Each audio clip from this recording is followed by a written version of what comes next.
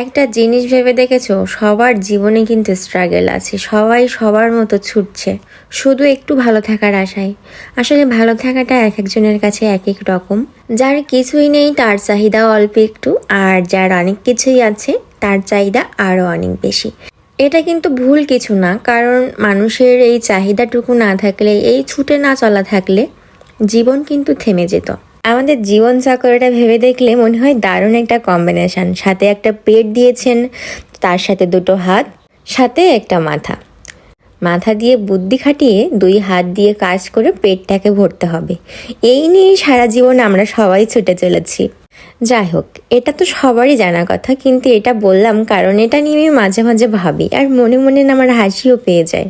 সেই কোন দুপুরে বেরিয়েছি আর এখন বাজে 9:30। তো যাওয়ার সময় খুব ক্ষুধা পেয়ে গেছে, ভাবলাম এখান থেকে একটু ভাজাভুজি নিয়ে যাই, আর সাথে একটু তরকারি বাজার করে নিলাম। বাসায় যেয়ে রান্না করতে হবে, রান্না বান্না কিচ্ছু হয়নি এখনো।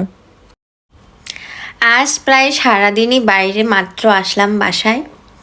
সেই 2:30টার সময় বের হয়েছি, এখন আর 9:30 বাজে। তো 9:30 বাজে এখন, আমার রাত্রেবেলা রান্নাও নেই। তো আসার সময় একটু ভাজাভুজি কিনে নিয়ে এসেছি, ক্ষুধা পেয়ে গেছে। এই যেটা, এটা খেয়ে এখন রান্না করতে যাবো। সারাদিন তেমন কোনো ভিডিও নেওয়া হয়নি ব্যস্ততার কারণে, তো ভাবলাম এটুকুই শেয়ার করি। কোনো ব্লগ তো এখনও বানাতেই পারিনি। তো এটা খেয়ে এখন রান্না বান্না করবো, দেখে কি রান্না করি।